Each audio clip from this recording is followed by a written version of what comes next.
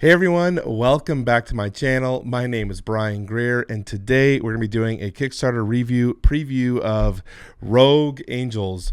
I want to say review preview because, well, the game is still in very much a prototype phase, and so we haven't a full game here to review, but I can tell you about my experiences with the system that we've played at this stage and kind of my thoughts and feelings, what I've liked and didn't like about this game. And I want to help you guys make the best decision backing this game if it might be for you. So if that sounds interesting, stay tuned for more.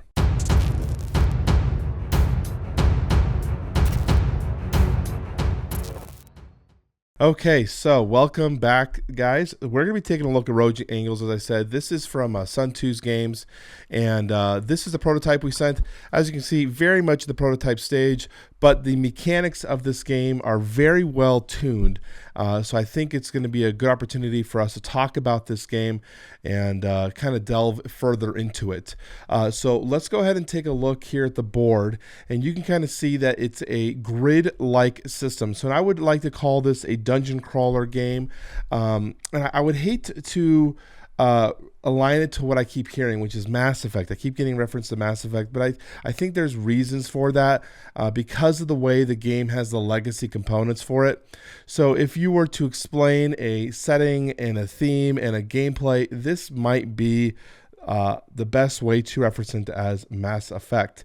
So right here we have the main board.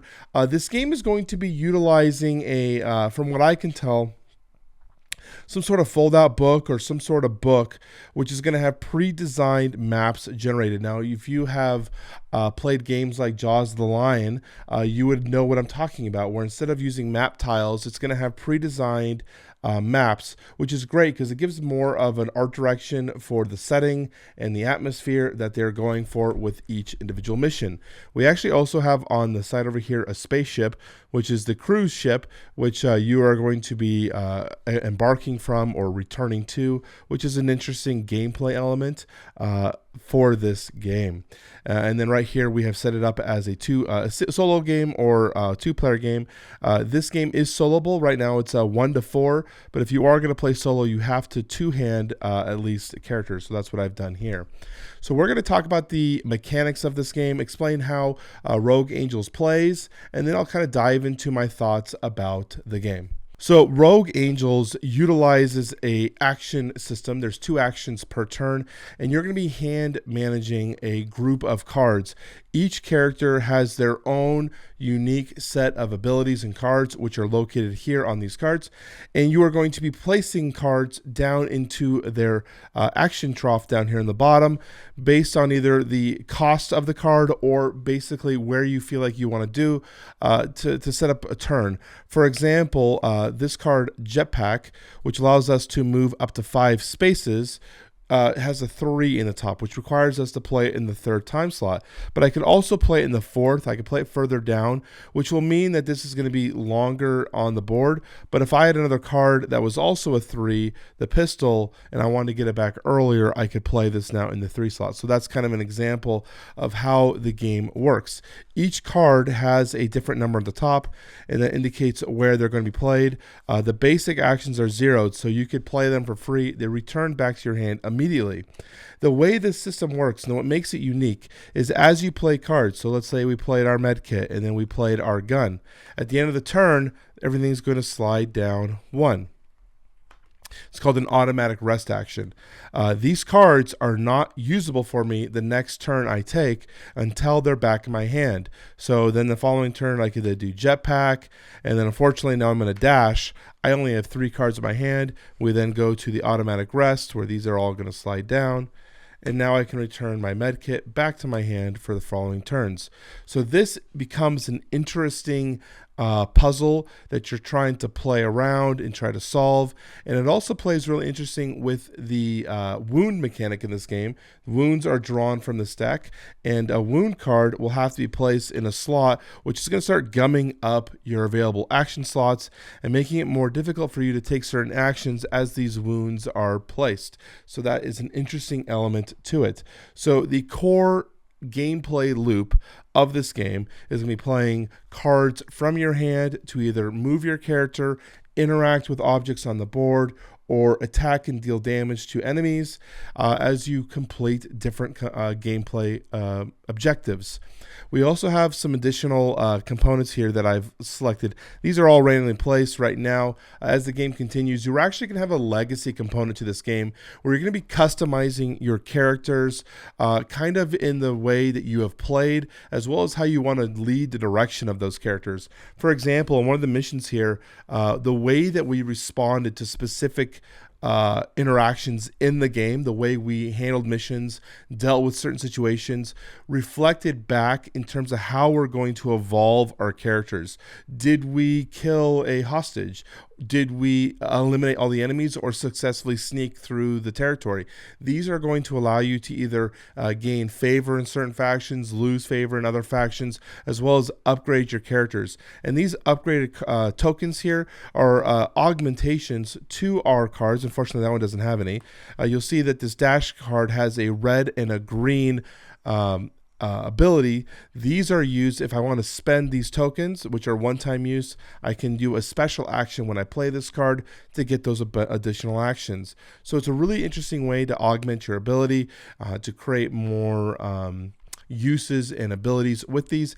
And they do say, now I don't have the stickers right now, but he did mention that there are going to be eventual stickers that you can attach to these cards to change the way they play. Very similar to how Gloomhaven had the additional stickers where you can do +1 to the damage, or you can change it. Some of these cards don't have anything in the bottom section, so maybe we can add some sections down there to change how these games are going to play, to really make the character unique to yourself. So from that, the game will then continue through additional missions. So this is the other most interesting part about the game, Rogue Angels, is that we are going to be completing specific missions. You'll be given an initial assignment. Your mission may be to hack 2 terminals, such as I have right here, and then you're going to have some patrol droids. But then the book will say, if you engage the patrol droids, continue to section C2B. If you instead hack the doors and did not engage the droids, go to C1A. So you're going to have diverging paths very early in the game, which are going to change the outcome of the game and how you play it, giving you a really deep sense of narrative adventure, kind of a choose your book adventure, but not so like A/B. It's going to be more based on the actions and the direction you play the game. So I think that's really, really cool. Just in the tutorial game here and the few scenarios we had, I was surprised about the amount of different types of interactive actions we had, as well as the different diverging paths. And it gives you some replayability options as well. If you want to play this going back to Mass Effect, where one time you play as completely good, maybe you're going to play the second one as completely evil, this will give you a completely different experience playing it, because it's going to allow you to have different experiences through those missions. So I think that's really cool. So that is the basic rundown. Actually, there's a little bit more. Maybe I went a little ahead. The game does utilize dice, which I have here in front of me.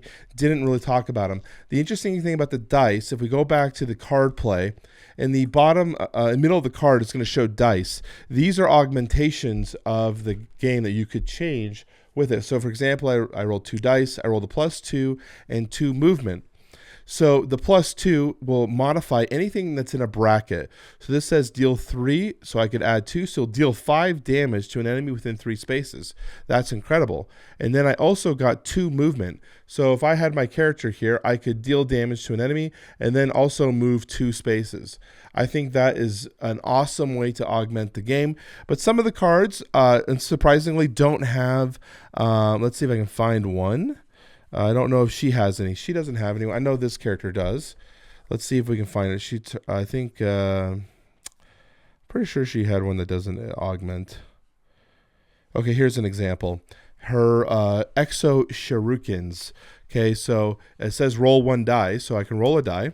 I rolled a +1/shield. It says deal 2, no parentheses, to all enemies within 2. Now, there are still situations where the +1 could come into play. If I had augmented this card, maybe to give it +1 in another sense, it could do that. Or we can use the slash shield to recharge any shields that we've lost through the game. So the dice in this game are never bad. They're there to augment the game, but also give you abilities to help your character through recharging your shields or getting additional movement. And you don't even have to use it if you're like, I don't want to take advantage of that movement. You don't have to use it, but it's a thing that's like a never failing. You're never feeling negatively. It's always a positive encouragement that you want to roll the dice, and in fact you're going to want to try to roll as many dice as you can, and it even encourages re-roll using these action skills here. So that's the game. We're going to talk more about now what things that I liked about this game, and then talk about maybe things I didn't like, if there are any. So right off the bat, Rogue Angels hit very high for me. I was very, very impressed with the overall feel of this game. The aesthetic, the way it plays was very good. The overall gameplay of grid movement, I've always enjoyed. Now, there are aspects of the map specifically where I think the art needs to be a little bit more clear or defined in terms of where the walls are, or objects that might obstruct sight. It can get very easy to have things blending in, especially when you have gray on gray on gray. You have 3 or 4 different hues of gray. Things can kind of start to blend in a little bit. These are obviously things that can be changed and updated before the release of the game, but that's something that I definitely noticed, is that sometimes the sceneries would kind of blend in. I don't have it right here. These are also, I hate to destroy this, these maps are also double-sided. We're just going to kind of show you. And so here's another example of a full green map, which is very vibrant and very visible, which I really, really liked this one. So this is another example of how these maps, because they're going to be some sort of page or leaflets in some way, allow for full changes to the environments. Really, really like that. This one had some red boxes, which were more easily definable in terms of territory, unlike this one, which was very bland in terms of the visual cues and harder for me to identify where the walls began and didn't begin. So that was one thing, but I still really enjoyed the overall movement. The action cards down here playing that felt really clean, really good to use, and I thought it was rewarding in the sense of being able to maximize my ability to engage in the unique action set. I do sometimes wish that there were more cards, and I don't know if this is something that's possible, but I know Gloomhaven, and I say Gloomhaven, but I feel like there's a lot of overlap in terms of ideas, and maybe taking additional ideas from that game might even help this one be even better. And maybe there's plans for these things. I don't know. Obviously, my prototype, I didn't have them. But in Gloomhaven, every character was restricted to a certain amount of cards that was their hand limit size. But as you leveled up, as you got stronger in certain regards, you were able to add new cards to your deck, so you could take things out. So for example, with Vera here, maybe I no longer want the med kit and I want to remove it and I want to add another attack card. Maybe I have a sword or something I want to replace it with. Or maybe I don't, I've got 3 movements technically with her dash, her basic move, and her jetpack. So maybe I want to get rid of her dash and add another card. Being able to customize, you still keep the hand limit restriction, because that makes it kind of more difficult with the decision-making process of what cards do you want to add and what cards do you want to take out. But being able to customize the way I want to outfit or take my character into battle would be a really cool aspect, as well as managing, and this is something that people might not be aware of, managing the action card costs up here. If I'm taking out a bunch of my 2s and maybe I'm adding a bunch of 3s, that's going to be really bad if I'm going to be gumming up my late round stuff. I'm not gonna be able to play things from my hands, so people are gonna have to figure out a way to work around that. I think it's a really cool, unique idea. I don't know if obviously if they're gonna implement this. This is just me talking in general, but things like that could really help augment the characters and make them feel even more powerful and more unique as you go through. The other thing I really enjoyed overall from what I experienced was the narrative aspect of the campaign. I do think that the way it's designed, it's something designed almost like a video game, because you're gonna have cutscenes, you're gonna have dialogue, you're gonna have experience like for example, in the tutorial, you are in an elevator, you're going down an elevator with some guards, and they're talking with you, and it'll even say pause. The guard says something to you. So this narrative experience is meant to be played out in a way that's very similar to how I felt like a video game would play out. The thing with that, the question I have, and it's hard because right now, again, we don't know where they're going to be at with their final production, is the writing level.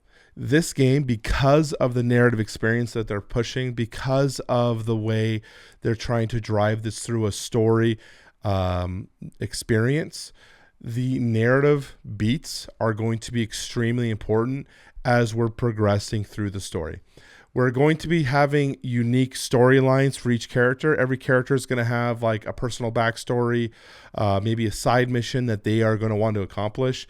And you're going to complete these by potentially, working, learning more about your characters or your other crew members that are a part of your team. I feel like to want to drive players to get to that, we're going to have to just make sure you're going to have a very good, strong narrative experience. I can't give you right now my opinion on the narrative experience because it's so early in development. It still feels prototypey to me. So that's one thing. But I do like the direction it's going. I can see that this is going to be an extremely rewarding experience. Again, as long as that writing is complete. Another aspect I really liked, and we didn't talk about this, was the hacking experience.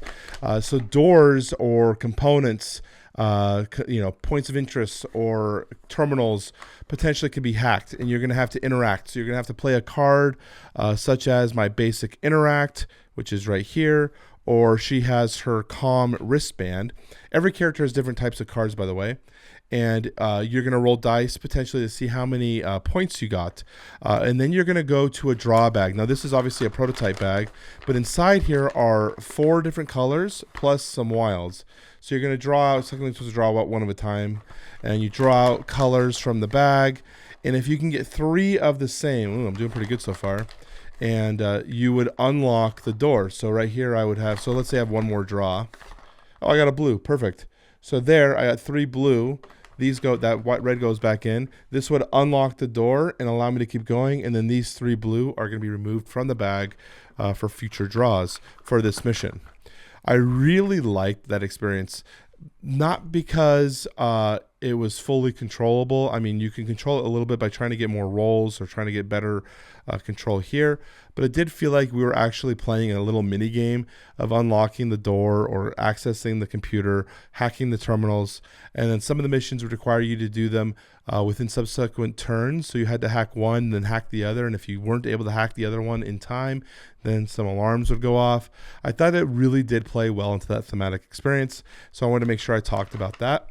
And the final thing I wanted to talk about in terms of what I really thought was interesting was the enemy AI. The enemy here, as they're doing their patrols, they all have their basic stats on them. They move 2, they deal 1 damage. Same things you see on any other type of dungeon crawl. But then they have these different types of cards that are going to represent the AI. And the mission will tell you what type of enemy AI is currently active. And then again, as you're progressing through the different story beats, as you're going through different types of channels, the AI will switch based on what's happening. For example, these drones that are patrolling could be on, here we go, systematic patrolling or something like that. So they're just patrolling, and then they have what they do. So this one just says moves to the nearest player. It's actually on the red because these are red guys. They would move to the newest player, so they're just going to move towards the newest player. But let's say now the alarm is tripped. So they're going to be on automated attack now. So now they're going to be doing move to the last activated player, and then deal damage to the nearest player. The next guy will deal damage to the nearest player and then move towards the last activated player. So it's interesting how they work. These are basic on what number. So we have R1 for red 1, R2 for red 2. So you do one and then the other. And then if you have multiple enemies, sometimes they'll be different colors. I don't have these ones in a thing, but we have yellow 1, yellow 2. Red will activate, and then next turn it will be yellow who activates, and this keeps flipping around. One of the things I did was we had a situation where I successfully hacked some terminals. I did some things, and it disorganized the enemy I was infiltrating their base. So the card that got revealed was disorganized attack, which I thought was really interesting, and it really changes the way the game plays. I'm assuming they're going to have a whole bunch more of these type of cards to reference different enemy AI, but I like that the game adapts to the story or the situation that's occurring currently in the game. So if I were to talk about things I didn't like, it's going to be a short list, and it's nothing that actually I would say I didn't like about this game. I liked every aspect of my play experience with this game. But again, it also has to be tempered. I have to kind of remind myself this is a prototype and I haven't played with all the characters. There's a plan of having a wide range of different characters that are able to use. So that's going to be hard to know which ones are balanced. Are they all balanced? Again, also the narrative component, and I've talked about this already a little bit. How well is the story writing going to be in terms of keeping me engaged with completing the story? Games like Gloomhaven, again going back, didn't have a very good engaging story, but because the gameplay was so good, we were able to keep going through it. I could see Rogue Angels having a similar effect because the gameplay is very good, but I would hate to have them be turned back because of the storyline.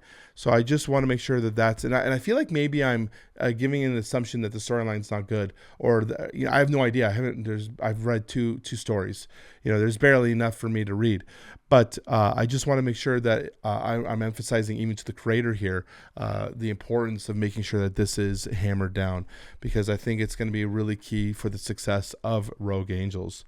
But overall, I would give this my recommendation, at least in this form, and I'm excited to see how this game progresses through Kickstarter, through any types of potential stretch goals, as they kind of outline their campaign. I think this is a great game experience, and there are plenty of other channels you could take a look at for playthroughs. I'd recommend checking it out because I think you would really enjoy this game.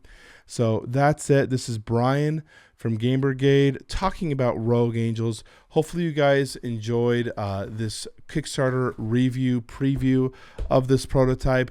Let me know in the comment section down below what you thought. I know this is a bit of a rambly experience, but that's kind of what we're here for.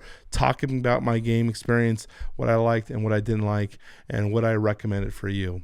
So that's it. I'm going to let you guys go. I will talk to you all very soon. Bye-bye.